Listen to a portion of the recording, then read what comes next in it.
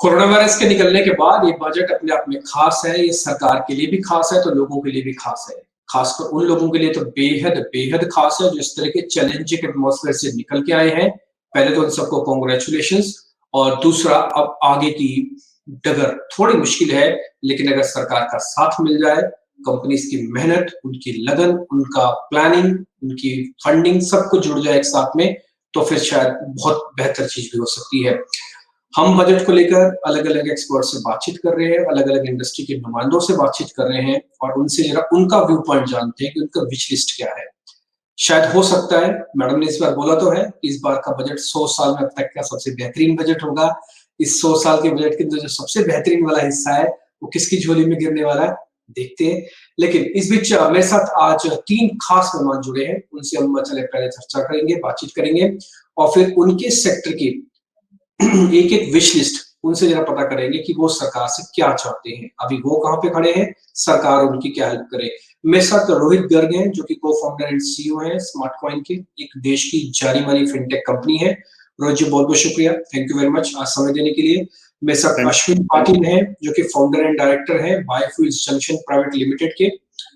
पाटिल साहब बहुत-बहुत शुक्रिया, thank you very much. Thank you. And Prashant Sawant भी मेरे साथ हैं, जो कि को-फाउंडर हैं कैटलिस्ट वेल्थ के, जो कि एक स्टॉक मार्केट के एक्सपर्ट भी हैं और इनका पोर्टफोलियो और या इनकी वर्किंग मेरे से काफ़ी हद तक मैच करती है क्योंकि मैं भी स्टॉक मार्केट से जुड़ा हूँ। तो आप मिस्टर सावंत के साथ तो हम अच्छे से आज बात करने वाले हैं।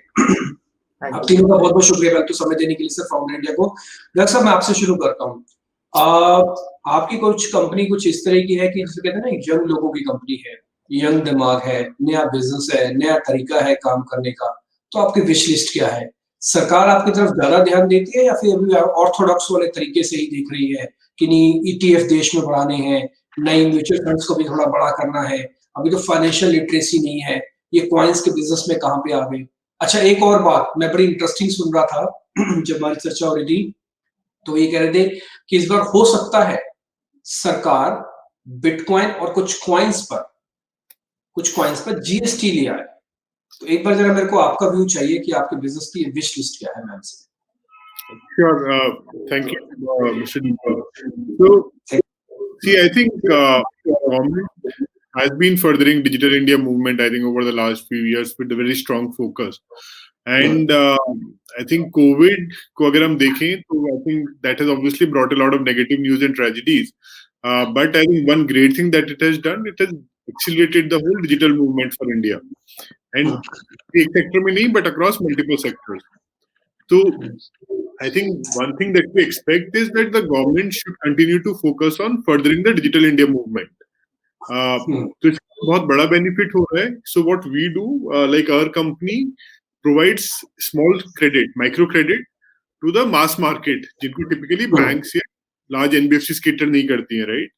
तो ये जो लोग होते हैं, जो small shopkeepers होते हैं, अपने drivers हुए, delivery boys हुए, इन सब लोगों को बैंक्स वगैरह कैटर नहीं कर पाते हैं क्योंकि इनके पास फॉर्मली डेटा नहीं होता है, क्रेडिट ब्यूरो स्कोर नहीं होता है, फाइनेंशियल प्रूफ्स नहीं होते हैं. तो in that sense I think जितने ये लोग डिजिटल जाएंगे उतना it's good for the ecosystem because it also allows us to bring more formal data on this customers. जो बिगेस्ट प्रॉब्लम है कि इन लोगों के पास कभी फॉर्मल डेटा था नहीं, राइट? इनका इनकम कैश में होता है, स्पेंडिंग कैश में होता है. It's very difficult for financial institutions to underwrite them. But I think with data now it becomes easier for us also to extend better products and drive better financial inclusion. So that is going to be one of the big benefits from this. Secondly, एक चीज मेरे को यहीं पे आपसे exactly पता भी करी थी, ये स्मॉल टिकट साइज जोन्स को लेकर बीच में ना एक बहुत खबर जोर से भी चल रही है कि कुछ चाइना का पेनिट्रेशन भी हुआ है. Correct. चाइना अलग-अलग देशों में, उसने एग्जांपल भी बताया एक रिपोर्ट के जरिए कि श्रीलंका, नेपाल, पाकिस्तान कुछ एक इस तरह के एशियन कंट्रीज है जहां पे उन्होंने छोटी-छोटी एनबीएफसीज खोली हैं या फिर उन एनबीएफसीज को फंड कर रहे हैं. तो ये आप जैसी कंपनीज इसको कैसे फिल्टर लगाते हैं? आपको कैसे पता लगता है कि आप फंड कहीं से रेज कर रहे हैं और बाद में जो डिस्ट्रीब्यूशन करते हैं, क्रेडिट ऑफटेक करते हैं, तो ये पूरा चैनल को आप चेकआउट कैसे करते हैं? राइट. तो आई थिंक काफी इंटरेस्टिंग सवाल है क्योंकि प्रॉब्लम क्या होता है ना कि काफी सारी जो कंपनीज सेक्टर के थ्रू आ रही है, एक तो they don't abide by the local laws and regulations, right?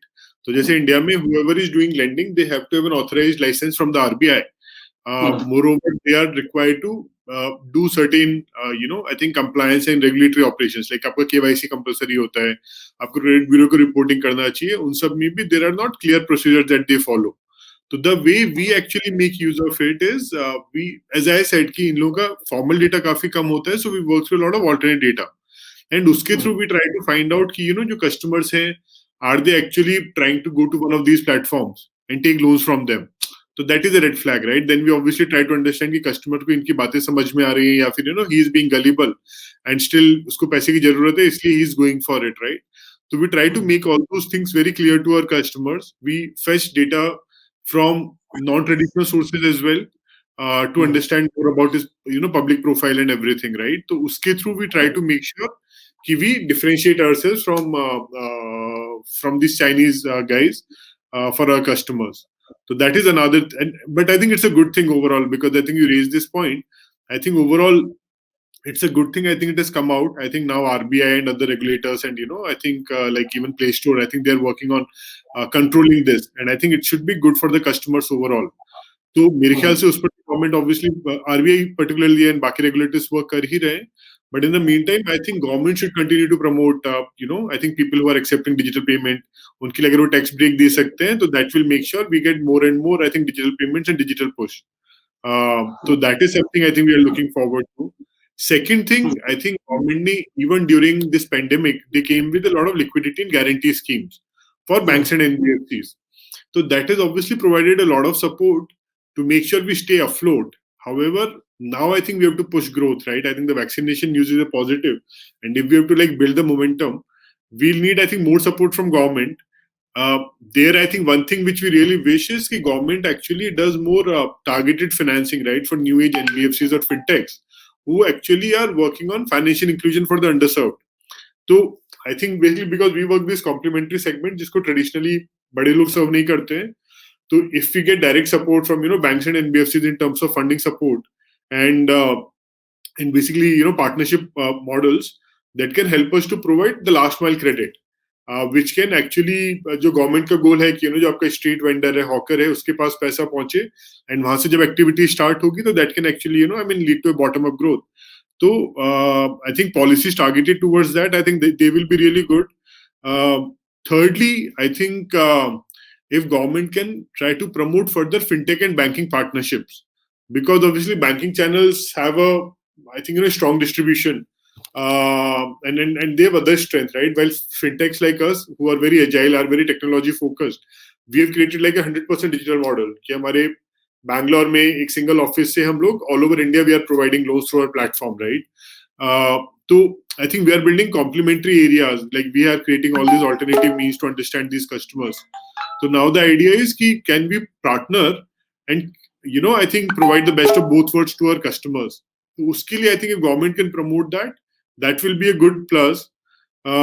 Lastly, I think again like if the government and the regulators can work to simplify processes to make sure we can make the services available very easily for our customers. For instance, video KYC that RBI brought in, जिसके through आप लोग बिना किसी से मिले even remote areas में जो customers रहते हैं उन लोगों को ऑनबोर्ड कर सकते हैं और लोन्स दे सकते हैं. So if they can further work on creating better frameworks to simplify the onboarding process, data sharing process, that can also be a good plus. So I think we believe financial inclusion का scope बहुत बड़ा है.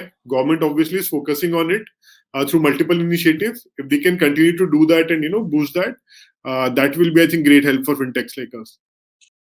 Great sir, excellent. आपने बिल्कुल clearly thought process बता दी कि क्या करना है. रोहित, एक छोटा सा सवाल मेरा और भी है, एक्चुअली शायद बजट से कनेक्टेड नहीं है बट आपके वर्किंग से कनेक्टेड है. ये बहुत सारे बैंक्स ने ना या बहुत सारी आईटी बेस्ड जो कंपनीज हैं उन्होंने अपना पेटीएम या पेमेंट बैंक्स खोले हुए हैं, जैसे भारतीय एयरटेल ने भी पेमेंट. इनसे कंपटीशन मिलता है या इनसे सपोर्ट मिलती है?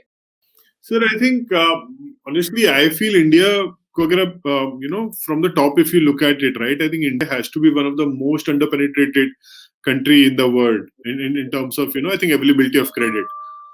Like I think less than our household debt to GDP ratio is less than 15%. So developed is I think well above 50%, but even a lot of developing countries, BRICS nations, they're well ahead of us, right? Similarly, if you look at credit card penetration, it's less than 5% in the country. So I believe कि it's a much larger problem to solve, and it's not dependent on one guy.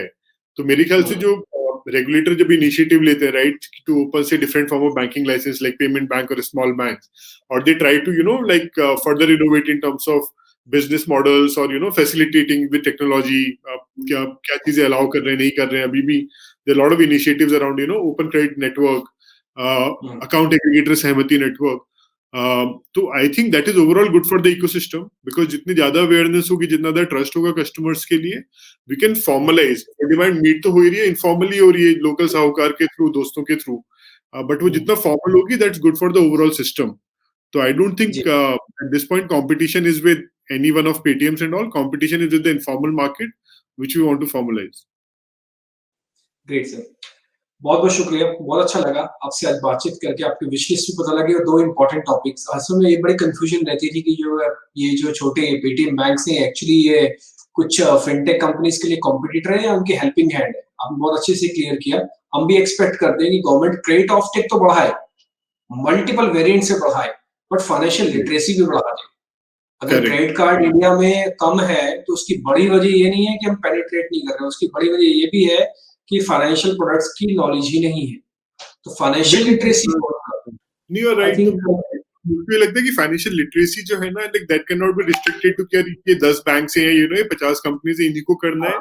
When they smaller companies जो अपने अपने निश में उसको अपने तरीके से एडवर्टाइज करेंगी, तो people will get literate much faster, right? So that's why the idea is कि banks and fintechs can partner and work on a common goal rather than I mean leaving it in the hands of few big players. But I think आप मिलके फिर एक सरकार से ये भी कह सकते हैं कि भी ठीक है, आप एक काम करो, आप सब चीज तो करते हो, आपके पास बहुत सारे आईएएस और आईपीएस हैं, वो सब आप मैनेज कर ही रहे हैं, आप हमारे लिए छोटा सा करो, आप इन्वेस्टमेंट थोड़ा सा फाइनेंशियल लिटरेसी और बढ़ा दो. वो कैसे भी आप बढ़ाओ, फाइनेंशियल लिटरेसी पे जरूर बढ़ाओ, और भले आपको कैपिंग करनी है कि भी ठीक है, जितनी फिनटेक कंपनी है, जितनी भी कंपनी है, उसका 1% टोटल लिटरेसी पे लगेगा, लगाएं, आप सब लगा देंगे. बहुत बहुत शुक्रिया sir, thank you very much, आज आपने समय दिया, बहुत अच्छा लगा आपसे बातचीत करके. Thanks a lot. इस बीच मेरे साथ मिस्टर पाटिल भी जुड़े हैं, जो कि बायोफ्यूल जंक्शन प्राइवेट लिमिटेड से हैं, उनसे हम जरा करते हैं बातचीत. पहले तो मिस्टर पाटिल, मेरे को एक चीज आपसे समझनी है, ये बायोफ्यूल टोटल एनर्जी सेगमेंट में भी खड़ा कहाँ पर है? क्योंकि एक्चुअली जब हम बहुत सारी चीजें देखते हैं ना एनर्जी सेगमेंट के अंदर, तो हमको दिखता है पीएनजी, हमको दिखती है सीएनजी, हमको दिखता है सरकार का सोलर पैक, हमको दिखता है सरकार का ईवी जो लिथियम बेस्ड बैटरीज आ रहा है, सरकार का कुछ हद तक फॉसिल फ्यूल्स जो पहले से चल रहा है. ये बायोफ्यूल्स नाम से बहुत अच्छा है, पिक्चर्स बहुत अच्छी आती है, बट शायद हम थोड़ा सा डीरेल हो गए हैं. मेरे को ऐसा लगता है कि गवर्नमेंट भी और थोड़ा बहुत इंडस्ट्री भी. आप मेरे को पहले बताइए, हम सिस्टम में खड़े कहाँ पर हैं, हम कितने मजबूत हैं और कितने वीक होके खड़े हैं? Thank you, Dimpy. I think this is a great platform to at least explain what biofuels we are referring to. जब biofuel की बात होती है तो everyone thinks of ethanol, jethropa, biodiesel. Here, what we are representing is basically solid biofuel, which is replacing your fossil fuels in the industry. और especially ethanol, और इसमें क्या होता है कि this is used in mixing with your petrol, diesel, so it is more connected to your consumers. B2C हो जाता है, तो everyone knows about them. But what we are talking about, solid biofuels is used only in the industry so far. तो इसमें क्या होता है कि it doesn't come on agenda so easily, and this industry is relatively new. It could be say 10 to 15 years young, and it has come after your liquid biofuel like ethanol and all. Now referring to your question, हम लोग खड़े कहाँ हैं? I think we are at the juncture जहाँ पे we can see J-curve growth in this particular industry, and it's driven by many factors. One is your cost advantage. Second is it has tremendous advantage on the pollution parameters. Now, just basically giving few pointers to that कि ये biofuel बनते कैसे हैं? तो जो solid biofuel we are referring to, they are made from agriculture residue. Agriculture का जो waste होता है उससे बनते हैं. तो उससे क्या होता है कि एग्रीकल्चर वेस्ट इज रिकरिंग, हर साल एग्रीकल्चर रेसिड्यू आना ही आना है, राइट? सो एग्रीकल्चर रेसिड्यू जो अदरवाइज वेस्ट जाता है उसको हम लोग कन्वर्ट करते हैं through a mechanical process to make a suitable fuel which can be burn into boilers for most of these companies. तो as of now, the acceptance level for these biofuel is very strong. I mean, you don't need to convince a corporate कि आपको biofuel use करना चाहिए, because they all are aware of the advantages and the benefits of using biofuel. So in terms of our positioning, I think all the industry veterans or the established players know the benefits of usage of biofuel. Now, Hmm. obviously, there are certain hindrances for the proliferation of this particular product, which can be discussed at length. But as of now, I think this industry is on a very strong footing. What we need is little support from the government to take it further, and it's beneficial for all the participants in the value chain, especially government. Now, how it benefits government? Because it helps strengthen rural economy, it helps augment farmer income, जो government का agenda रहा है कि farmer का income double करना है in few years. So it actually supports that. Second, it lowers pollution parameters, क्योंकि इसमें SOx NOx जो तुम्हारे ग्रीन हाउस गैसेस है उसका एमिशन कम होता है relative to fossil fuel. It is cost effective to furnace oil and diesel, because as you have seen, diesel has gone up by 30% in last 1 year. Furnace oil prices are so high. So compared to furnace oil and diesel, if you use biofuel, there is a 30 to 40% saving. So cost saving भी है. Third है कि जहां पे illegal इसमें would cut होके use होता है, in those places also, if the government pushes for use of biofuel, I think it's a win-win for all the players in the industry. So on a strong footing, but needs a little push and help from the government. ठीक है. अच्छा mister Patil, एक चीज और है, ये अभी जो ब्लेंडिंग है, गवर्नमेंट जो ब्लेंड करती है ऑयल एंड गैस के अंदर, माफ कीजिए ऑयल के अंदर, ये ब्लेंडिंग में भी बायोफ्यूल ब्लेंड हो रहा है या फिर ये सिर्फ इथेनॉल ब्लेंड हो रहा है? इथेनॉल बायोफ्यूल की कैटेगरी में आता है या फिर इथेनॉल को ऑल टुगेदर में केमिकल बोलते हैं, उसको हम बायोफ्यूल नहीं बोलते? एक्चुअली बायोफ्यूल में कैसे दो कैटेगरीज है बेसिकली. जैसे लिक्विड बायोफ्यूल और सॉलिड बायोफ्यूल. लिक्विड बायोफ्यूल में आता है आपका इथेनॉल, जेट्रोपा, बायोडीजल. इसको बायोफ्यूल क्यों बोला जाता है? Because these are made from biodegradable sources, natural sources. That's why it's called biofuel. Now जो अपना blending होता है, that is only for liquid biofuel, because your petrol diesel is a liquid fuel, right? तो उसमें liquid ही blend होगा, तो उसमें ethanol, biodiesel ये सब blend होता है. हम जिसको डिस्कस करें, that is all solid biofuel, जो कोल को रिप्लेस करता है. कोयला जो होता है उसको रिप्लेस करता है. इंडस्ट्रियल जो बॉयलर्स होते हैं, हर कंपनी की बेसिस जो होती है, जो एक मेन इक्विपमेंट होता है, वो स्टीम बॉयलर होता है, जहां से आपकी स्टीम जनरेट होती है, जिससे बहुत सारे फंक्शन चलते हैं. Every industry has that as an inherent और अ वेरी सिग्निफिकेंट इक्विपमेंट. तो उसमें जो बर्न होता है, वहां पे solid biofuel is replacing your fossil fuel like coal, furnace oil and diesel. So these are two different categories, ethanol or the liquid biofuel and the solid biofuel, which are typically called briquettes and pellets. So we are talking about briquettes and pellets because that is still an ignored area from our point of view. Okay. तो mister Patil, इस बार आप ma'am से ऐसी कौन सी चीज सुनना चाहते हैं, जब आप ड्राइंग रूम में बजट सुन रहे होंगे या फिर देख रहे होंगे, तो आपको लगे हाँ ये अच्छा किया मैम ने? ऐसा कौन सी, वो क्या चीज बोले आपके लिए, आपको उससे खुशी मिले, आपकी इंडस्ट्री को ऐसा क्या चीज सुनना है जो मैडम के मुख से आप सुनना चाहते हैं? अब उन्होंने ये तो कह दी मैं 100 साल का सबसे अच्छा बजट लेके आने वाली हूँ, बट किन के लिए अच्छा बजट लेके आने वाली हूँ, आप सबको ही बताना है. आप भी हैं उस 100 साल में अच्छे बजट के अंदर? 100% हम लोग भी पूरे आंखें लगाए बैठे हैं कि ऐसा क्या बजट आता है.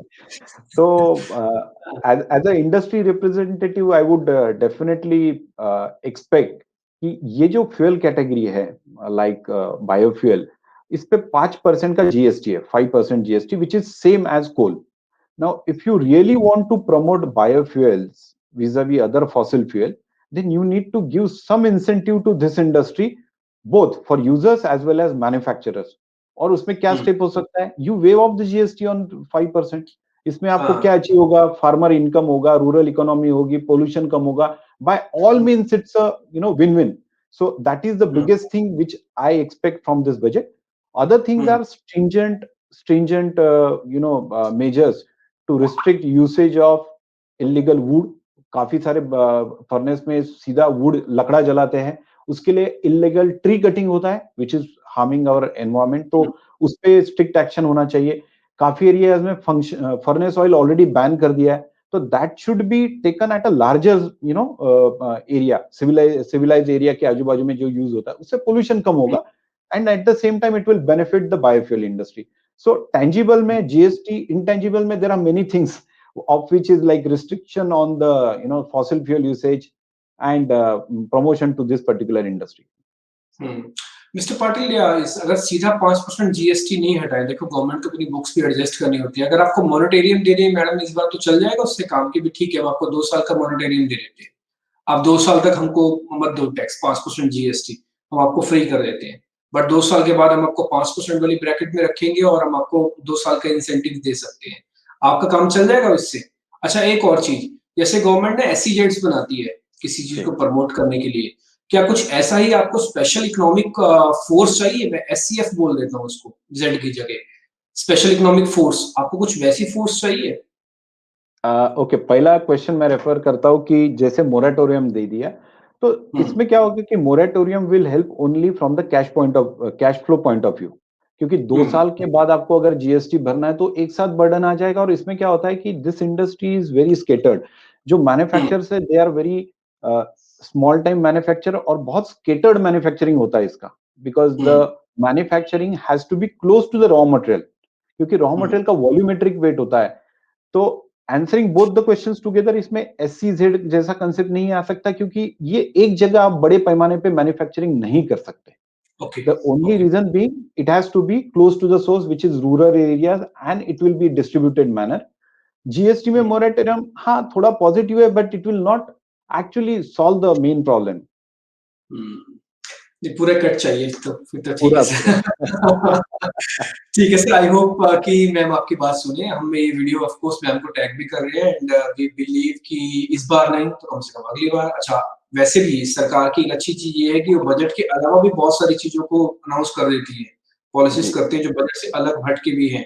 तो इन एनी हाउ कम से कम मैडम के कान में बात पहुंचेगी तो सही कि हम बायोफ्यूल वाले कम से कम ये चाहते हैं कुछ मत करो आप, हमसे आपको बहुत ज्यादा कुछ नहीं मिलेगा, आप डिफरेंशिएट कर लो कोल वर्सेस बायोफ्यूल, हमको इंसेंटिवाइज करने के लिए 5% का जीएसटी हटा दो, बस आगे काम बिजनेस हम बढ़ा लेंगे, हमको पता है बिजनेस कैसे किया जाता है, वो हम सब कर लेंगे, आप हमारे लिए पॉलिसी फ्रंट पे 5% का जीएसटी पे हमको ऑफ कर दो, हमको आप इमरजेंसी में डाल दो।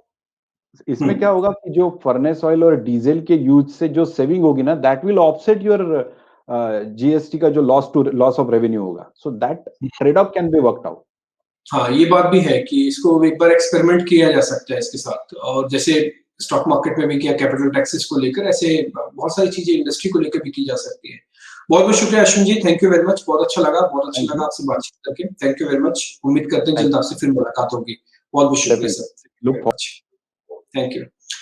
अब मेरे साथ प्रशांत सावंत जुड़ गए हैं जो कि को फाउंडर हैं कैटलिस्ट वेल्थ के। प्रशांत बहुत बहुत शुक्रिया, थैंक यू वेरी मच। आप तो हम एक ही इंडस्ट्री के हैं, पिछली बार जब मैडम ने कैपिटल गेन टैक्स लगाया था तो सब लोगों ने शोर मचाया कि मैडम पहले कैपिटल पे गेन होने तो दो, टैक्स तो हम बाद में देंगे, और उसके बाजार ने जो धोया आपको भी पता है, फिर कोरोना वायरस के चक्कर में हम चले गए नीचे, लेकिन फाइनली कैपिटल गेन्स शायद इस बार बुक्स में आ जाए लोगों की, क्योंकि हम all time life time high पे हम आ चुके हैं। इस बार बहुत दबे स्वर में सब लोग बोल रहे हैं कि मैडम अगर इस बार में अगर आप कुछ कर सकते हो तो कैपिटल गेन्स का कुछ कर लो, इंस्टीट्यूशन बहुत अच्छा पैसा लेके आ रहे हैं, ये सारी हॉट मनी है, ये कहीं चली ना जाए। कैपिटल गेन्स के अलावा क्या चाहिए आपको? कैपिटल गेन्स पे मैडम नहीं सुनेंगे शायद आपकी, क्योंकि उन्होंने पिछली बार बोला था मेरे को 2 साल और दो, मैं 2 साल में आपको देखो टैक्स कैलकुलेट करके दिखा दूंगी। अभी 2018 अरुण जेटली जी ने ये कैपिटल गेन्स लाया था, राइट? उसके बाद मार्केट ने रिएक्ट भी उस तरह से किया था। I think there was a huge sell off after that in the month of Feb, 1st of Feb 2018, and after that there was a sell off. Now what I want is, जैसे आप जानते हैं stock market doesn't love surprises, it has to be uniform, जो चल रहा है उसको चलने दो, right? So first thing, do not increase any taxes, there's a buzz going around, there might be a COVID tax, so वैसा कोई surprises market को पसंद नहीं है, obviously yes। सॉरी, या यस, आप सही कह रहे हैं, आप सही कह रहे हैं कि ऐसा कोई सरप्राइज, नेगेटिव सरप्राइज के लिए मार्केट तैयार नहीं है, आप अच्छा दो मत दो है गलत बात है, नेगेटिव सरप्राइज मत दो, या क्योंकि हम लोग ये देख रहे हैं कि 50,000 करोड़ दिसंबर में एफआईएस ने डाले, मार्केट ऊपर आया, बट उनको निकालने के लिए भी 2 दिन काफी होते हैं, राइट? ये हम मार्च में देख चुके हैं, राइट? तो दूसरे की जैसे कि मार्केट के साइकिल्स बोले जाते हैं, which are called as accumulation and which are related to the human emotions, fear and greed. आज की तारीख में जो चल रहा है वो ग्रीड है। हर कोई स्टॉक मार्केट में हर किसी को लग रहा है मैं कुछ भी लूंगा वो ऊपर चला जाएगा। एग्जैक्टली यही टाइम होता है when the big players start distributing and that is when the sell off comes. It obviously gives some indications, जैसे कि अगर आप कुछ ट्रैक कर रहे होंगे, इंडिया वोलेटिलिटी इंडेक्स होता है, इंडिया विक्स, उसको आप अगर ट्रैक करें, टिपिकली मेरा ये स्टडी है कि जब ये 28-29 के ऊपर जाता है उसके बाद ही में बड़ा सेल ऑफ आता है, तब तक ऊपर नीचे चलते जाता है। और जब वो 15 के 24 तक चल रहा है, अभी तो 24 तक चल रहा है। हाँ। या तो टिपिकली बजट में जाते हुए वोलेटिलिटी बढ़ी रहती है क्योंकि it's a volatile event, it's a global national event, major event. So LTCG के बारे में बात करूं तो 2 मिनट लूंगा कि क्या होता है। मेरी ये सोच है, that's the way I think that suppose a person has been invested into a stock for say 2 years, 3 years, and he has made good amount of money. He has gone through all the setbacks, which are the COVID setbacks, all those setbacks, the March crash. Still, he is holding on to the investment because of belief in the funds, company, belief in the growth of the business and the government policies. अब उसके बाद अगर उसको profit हो रहा है, he deserves to have it. अगर उसको लॉस होता है, जैसे कि अगर कोई यस बैंक का इन्वेस्टर खड़ा है 3 सालों से, तो उसको कोई इंसेंटिव तो नहीं मिलने वाला. So it's finally going to be a tax. So I think finally on a tax bracket in terms of income, everybody is going to pay taxes, which is there, and it's already high. So उसके सामने ये LTCG होने की जरूरत नहीं. If it's removed, it can be a big euphoria for the markets for sure. उसके ऊपर सबसे मेन चीज जहाँ पे किसी का ध्यान नहीं है, जो मुझे दिख रही है कि दिसंबर में जो investment I, which was huge from the FIs, ये हमेशा पी नोट से होती है, जैसे कि सब जानते हैं. Typically, I have seen that whenever this kind of things happen, people try to bring in rules for P notes. ये बजट में नहीं होना चाहिए. As I said, कोई सरप्राइज. चिदम्बरम जी की याद दिला दी आपने sir. Chidambaram G P note के तो बहुत आगे, वो उनको पता नहीं क्या था, उनको स्टॉक मार्केट और सिर्फ पी नोट से ही कनेक्शन था बस उनका. आपने जैसे ये बोला ना कि हाँ मार्केट है, ये बात सही कह रही है कि बहुत सारे लोगों को पता नहीं है कि पी नोट से फंडिंग होती है मार्केट के अंदर. आज भी मॉरिशस की बहुत सारी कंपनीज पी नोट से पैसा लगाती है इंडिया में. और अगर पैसा इतना पंप ही नहीं हुआ, क्योंकि 6 महीने में तो पंप ही नहीं हो रहा है मार्केट के अंदर पैसा, और कोई बड़ी बात नहीं कि गवर्नमेंट इस पी नोट पे अपनी कुछ नजर रख दे फालतू की. हाँ, क्योंकि इसमें अगर कोई पी नोट्स पे केवाईसी भी लगा दे तो भी मार्केट रिएक्ट कर सकता है. Instead of banning, even if they just put a KYC on P note, there can be a huge sell-off. I am not expecting it. That's why I said let it status quo the way it is. Try to work on LTCG and the tax bracket for individuals. It can be a huge, especially considering the hardship people have come through in COVID. जैसे कि I think there was one of the interviews where I said that when we talk about unemployment, तभी we only consider people who have a PF number.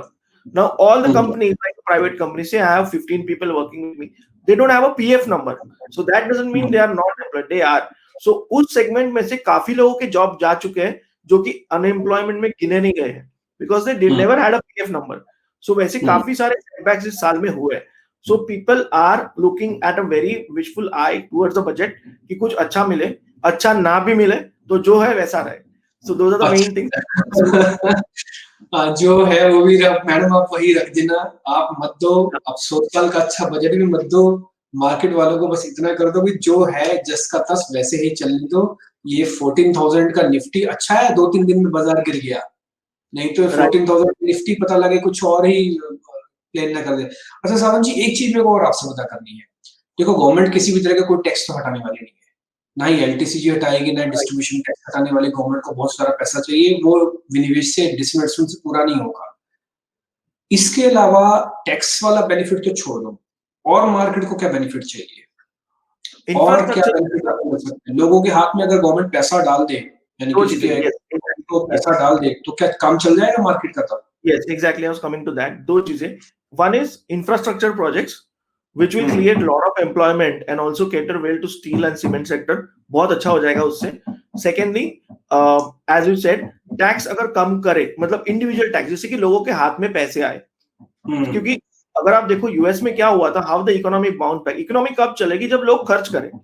So what was done in the US was there were debit cards sent to everyone with a valid SSN with a preloaded amount. अब वो जब spending चालू हुई, so that was the form in which the package was given. So वैसा कुछ I understand that India में इतने बड़े पॉपुलेशन में हो नहीं सकता. So at least if there is a slight relaxation in the individual taxes, it is as good as आपने पैसे दे दिए उनको even for a year. So that can also help the economy to revive, because the way I see, it will take at least end of 2022, that is somewhere around Q3 2022, for the economy to be back on track. Interesting sir. इसके अलावा कुछ और, कोई और wish list? मेरे को तो लगता नहीं है कुछ और मैडम से मांगने की जरूरत होगी, फिर भी बता दीजिए अगर आपको. अगर मैं मार्केट का मेरा नॉलेज बजट से रिलेट करूं तो मुझे लग रहा है कोई गुड न्यूज सकती है. रीजन बिंग काफी सारे ऊपर के लेवल्स टच होने बाकी है, specially in Reliance and Kotak bank, जहां तक मुझे पता है. At the same time it is not a time to invest freshly in the market, it is time to wait, is all I would say. Yes. अच्छा किया सर, आपने hint भी कर दिया. प्रशांत जी बहुत बहुत शुक्रिया, थैंक यू वेरी मच. मजा आया आपसे बातचीत करके एंड आई होप जल्दी आपसे मुलाकात होगी, मार्केट आवर्स के अंदर भी मुलाकात होगी और मार्केट्स की वापस आपसे फिर से हम चर्चा जरूर करेंगे. बहुत बहुत शुक्रिया, थैंक यू वेरी मच आज फिर से समय देने. Thank you very much sir. मेरे साथ एक और खास मेहमान जुड़ रहे हैं, क्योंकि हमने जैसे आपसे वादा किया था कि अलग अलग सेगमेंट के इंडस्ट्री के नुमाइंदों से आपसे मुलाकात करवा रहे हैं. मेरे साथ अब TradeIndia.com के CEO यानी कि chief operating officer mister Sandeep Chhetri जुड़ रहे हैं. उससे जरा करते हैं बातचीत. Hi Sandeep, hi, how are you? I think you are fine. Yeah, I'm doing good, thanks. How are you, Dimple? Good, sir. Good, thank you very much. And it's great to be a pleasure and having a good thing on. You are coming on our platform. अच्छा Sandeep, one thing, एक चीज मेरे को आपसे पता करनी थी कि अभी क्योंकि आप B2B सेगमेंट में है कि B2C सेगमेंट को भी आप कैटर करते हैं ऑल टुगेदर? हम लोग B2B को कैटर करते हैं. So primarily our platform is B2B marketplace. We say, we connect buyers and sellers, and this particularly caters SMEs, MSMEs and SMEs per se. Yeah. Okay, great. तो आगे कोई planning है कि B2C भी हम जा सकते हैं? हम B2C तो नहीं जाएंगे, but what we are trying to do, हम एक ट्रांजैक्शनल, बिकॉज हमारा एक डिस्कवरी प्लेटफॉर्म है. TradeIndia.com is a discovery platform जहां पर आप आके प्रोडक्ट को सर्च कर सकते हैं, कोई भी, और pan India globally, in fact manufacturers, suppliers, distributors, traders, wholesaler के साथ click of mouse you can connect with them.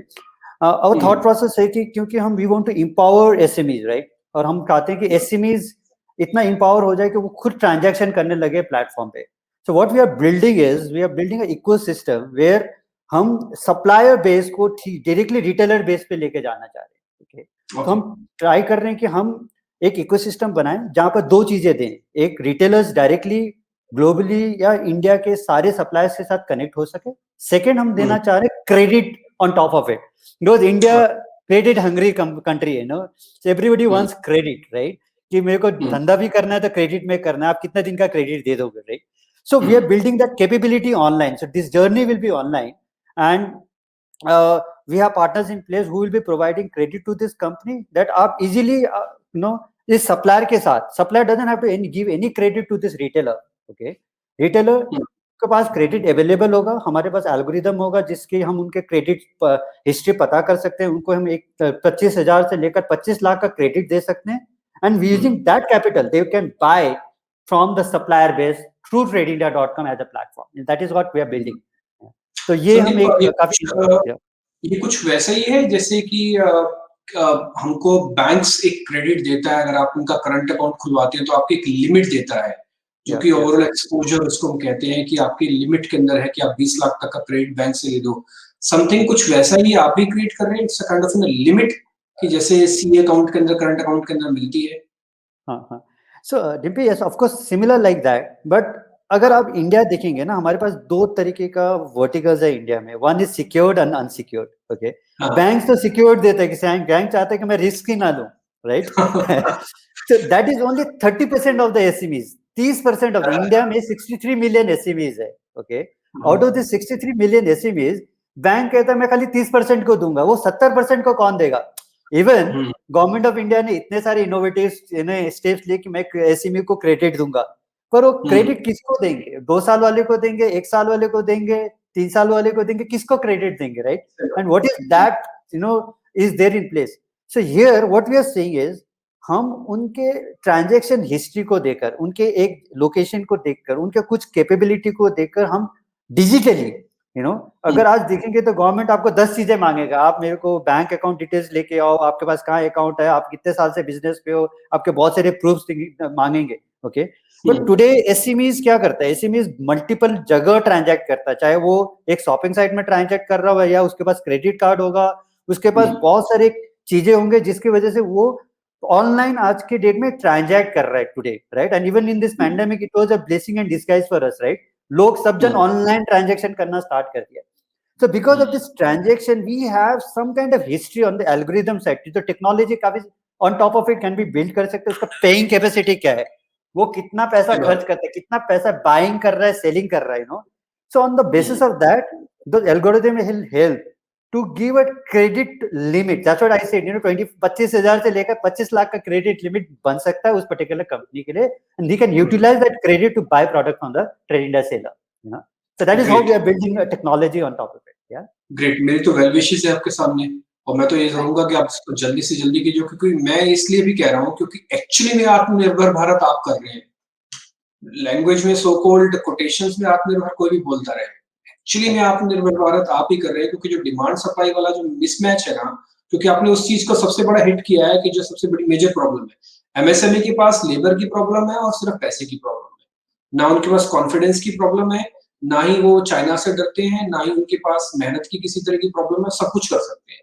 India में लैंड वैंड सब कुछ है, अब तो बिजली की भी प्रॉब्लम नहीं है, वी हैव सरप्लस इलेक्ट्रिसिटी।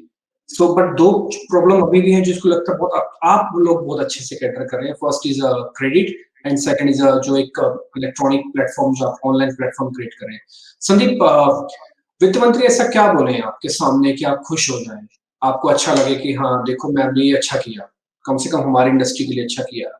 वो पॉलिटिकल स्पीचेस जो आएंगे कि हम एमएसएमई को बढ़ाना चाहते हैं, घर घर में रोजगार देना चाहते हैं, तो आप भी जानते हो कि 50 साल से चल रही है, वो सब हम हटा देते हैं। कोई स्पेसिफिक ठोस चीज आप सुनना चाहते हैं वित्त मंत्री से, और आपकी एक्सपेक्टेशन क्या है फाइनेंस मिनिस्टर से? जैसे हमारे तरह जो मार्केट प्लेस है वो टोटली डिपेंड होता है कि एमएसएमई और एसएमई के लिए क्या हमारे फाइनेंस मिनिस्टर प्रोवाइड कर रहे हैं, what are the capabilities they are giving there, क्योंकि हमारा पूरा बिजनेस उनके ऊपर डिपेंड होता है। अगर वो ग्रो करेंगे तो we will grow, right? Our totally वो बैकबोन है basically, right? Not only for platform like us, it's the backbone of Indian economy also. 33% of the GDP जो है वो शायद एमएसएमई और एसएमई ही प्रोवाइड कर रहे हैं इंडिया के। And that too if you see India as a whole, जब हम 63 मिलियन एसएमईज को देखते हैं तो दो तरीके का ग्रुप है, राइट? 33% जो है वो मैन्युफैक्चरिंग है, 67% is service category, okay? But one requirement with all this, this MSMEs has right now, that how that rationalization can happen in GST, especially for the service category, okay? Yes. So professional service category, जो 67% of the जो जनता है, the MSMEs है, उसके लिए क्या होगा? And we spoke to lots of MSMEs to understand that what they are looking at, So आज के डेट में उनका एक्सपेक्टेशन है कि फाइनेंस मिनिस्टर जो है इस बार कोई ना कुछ ऐसा एक बीच का रास्ता लेके आएगा। Instead of that high service tax of 18%, can that been reduced to 5%, that is what we are expecting, because again I told you our business is directly linked with the kind of revenue this MSME and SMEs are doing. Second thing, मेरे को लगता है कि exports को boost करने के लिए क्या कर रहे हैं, क्रॉस बॉर्डर 40%, अगर आप देखेंगे 40% of the revenue of the MSMEs contribution comes from export. So I would like to happy to see that what is that finance minister is going to announce for the export in order to uplift the export, जो बिल्कुल डूब गया है आज के date में, right? So that is where we foresee something should come for exports, yeah. Third, MSME का जो आपने भी टच किया कि work labour is a challenge, right? Labour क्या हो गया कि माइग्रेंट लेबर्स वो वापस घर पे चले गए, वापस जाके they feel that they will be settled there. What is that finance minister is going to do, और इंसेंटिव ऐसा, because she is all about giving some incentive, right? कि वो वापस आए और उनका जो जितनी भी एसएमईज है मैन्युफैक्चरिंग सेक्टर पे प्राइमरीली, ओके, उनको जो वर्कफोर्स का जो चैलेंज आ रहा है, लेवल का चैलेंज आ रहा है, वो एक इंसेंटिव अगर कुछ दें तो शायद वो वापस आके they will start working on it, right? That is one thing I see as a challenge, and they should look at, and that is what I am expecting from the finance minister, that this announcement might be done. दूसरा जो अभी credit, तो हमने भी बात किया बहुत सारे कि हम भी क्रेडिट के लिए कुछ बिल्ड कर रहे हैं, okay? working capital has become a challenge for the MSMEs, right? There दो चैलेंज है, वो चैलेंज दो तरीके से, एक चैलेंज है कि इंटरप्राइज के साथ, एसएमईज किसके साथ डील करता है, they deal with the enterprise, right? जो बड़े बायर्स होते हैं, जो बायर्स एसएमईज के साथ, I am talking about like automobile for example, वो बड़े कंपनीज होते हैं जो एसएमई के थ्रू पार्ट्स खरीदते हैं, राइट? बट होता क्या कि इनका जो वर्किंग कैपिटल, क्योंकि चैलेंज तो वहां पर भी आ रहा है, लार्ज इंटरप्राइज को भी चैलेंज आ रहा है, so they don't get money on time, okay? So these SMEs don't get money on time, then there is a liquidity crunch there, okay? So what is that, the finance minister will launch, there is something called trade discounting, right? Trade discounting के बारे में जो awareness होना चाहिए, MSMEs को पता नहीं है इस trade discounting के बारे में बिल्कुल भी, ठीक है? So what is that they are trying, we want to see that trade discounting में क्या ऐसा लेके आएगा या awareness के लिए discuss करेगा, जिससे कि at least that awareness should happen there with the MSMEs, that is what I feel very interesting to look at. दूसरा आता है कि corporate tax. So like there is lots of expectation not only from the SMEs, from the individuals also, कि tax में क्या करेगा, क्योंकि last जितने भी बजट हुए वो बजट में तो हम लोग को लगा कि individuals के लिए भी कुछ करेंगे, yeah. So because end of the day SMEs are also individual, right? Yeah. So there are different types of firms, right? There are proprietor firms, partnership firms, and individuals also, okay? So very lots of expectations are there in terms of the tax reductions which might come. There are some of the areas, and this will directly impact our business also. That is what we feel. एक बहुत interesting है जो मेरे को लगता है कि finance minister को करना चाहिए. इफ यू सी, जब भी जो एमएसएमईज है या एसएमईज है, ओके, उनके ऊपर जब हम इनडायरेक्ट प्रेशर देते हैं, indirect pressure is not about pressure from the government, it happens, okay? I'll just give an example that जैसे demonetization हुआ, ठीक है? तो क्या हुआ, लोगों ने डिजिटल पेमेंट को यूज करना स्टार्ट किया. डिजिटल पेमेंट को किस तरह से हम डिजिटल पेमेंट को यूज कर सकते हैं, people started adopting digital payment, right? Yes. Similarly second, when this pandemic happened, हम लोग को क्या कर दिया, एसएमईज जो, if you see again, I give some data points here. Out of the 63 million SMEs, 37% are online. Just imagine India में 37% ही online है, okay? तो it's a very good opportunity for companies like us that हम SMEs को help कर रहे हैं online लेके आने में, okay? And we have seen a tremendous growth. If you see today, in last 6 or 8 months, we have a growth of almost 54%. In fact, 54% growth in the lead generation on the platform. इसका मतलब है कि SMEs online आके buying and selling करना चाह रहा है, okay? सो और अब दूसरा जो बाइंग एंड सेलिंग का दूसरा चैलेंज है the payment collection of it. Now today digital economy तो बन गया, हम लोग ने सोचा था कि 2025 में जाके डिजिटल इकोनॉमी बनेगा, राइट? But because of this pandemic digital economy अभी ही बन गया, राइट? People are doing online, everybody wants to be online. हम virtually, not just we are also doing this virtually, right? Okay, because we are living virtually today, right? हम लोग virtually live कर रहे हैं. So here payment framework is a very important thing which government should look at. किस तरह से ease of payment, किस तरह से buyer से payment collect करना easy हो जाए. That framework has to be given to each and every MSMEs and SMEs in India, okay? And that learning, that knowledge sharing, awareness, if अगर ये लेके आएगा तो government of India को, of course there are Veem है, UPI has been tremendously used in last 8-9 months. There has been huge 200% growth of UPI, in last 8-9 months. But more awareness and some payment framework, if they can bring in, it will be good for the government also, and it will good for the MSMEs and the SMEs of India as well. Yeah. Great. Sandeep, बहुत सारे points आपने बिल्कुल clear किए. मैं तो पहले सोचता था कि अच्छा ये भी पूछूंगा, लेबर वाला भी, अच्छा ये भी पूछूंगा, और तो आपने तो पहले ही सारी चीज को जवाब दिया. मेरे पास कोई क्वेश्चन ही नहीं है आपसे पूछने के लिए. अच्छा, एक और चीज, मेरे को लगता है कि आपने इस सब्जेक्ट को इतना थोरोली रीड किया हुआ है, सारी गवर्नमेंट की पॉलिसीज को लेकर और अपने एक्सपीरियंस को लेकर. मतलब I am very much surprised कि सब आपने कितनी इंटेलिजेंटली इस सब चीजों को फेस भी किया है और आप बना भी रहे हैं. मेरी बेस्ट विशेस आपके साथ है. कांग्रेचुलेशंस हैं आपको कि आपका बिजनेस दिन दुगनी रात चौगनी तरक्की करे. और एक चीज मैं जरूर बोलूंगा कि आप जैसे लोगों को ना गवर्नमेंट का एडवाइजर होना चाहिए. अगर आप सीधा प्लेटफॉर्म पे नहीं ले सकते, मैं आपके नाम से जरूर एक एप्लीकेशन यहाँ पे मैं भी अपने एंड पे फॉरवर्ड करूंगा कि आप कम से कम कुछ एक एमएसएमई की जो डील करने वाली बड़े जायंट्स हैं, जैसे कि ट्रेड इंडिया है या कुछ उस तरह के, इन लोगों को आप एज ए कंसल्टिंग एडवाइजर बनाओ. इनको कहीं ना कहीं आप जरूर रखो, क्योंकि इनको ग्राउंड चेक पता है आपके। ठीक है, IAS ऑफिसर्स को मालूम होगा, बट आप इनसे भी फीडबैक लो एटलीस्ट, और जरूर लो इनको एडवाइजर बॉडी के अंदर बिठाओ, एज ए कंसल्टेंट बिठाओ। ये मैं आपकी तरफ से जरूर वित्त मंत्री को बोलना चाहूंगा। Thank you, great to be have sir. Sandeep sir, बहुत बहुत शुक्रिया, थैंक यू वेरी मच, आपने आज समय दिया। Thank you very much. Okay, thanks Dimpy, thank you very thank you. तो ये हमारी खास पेशकश थी। उम्मीद करते हैं कि इस बजट को लेकर जो विश लिस्ट है वो ज्यादातर लोगों की पूरी हो जाए। नमस्कार।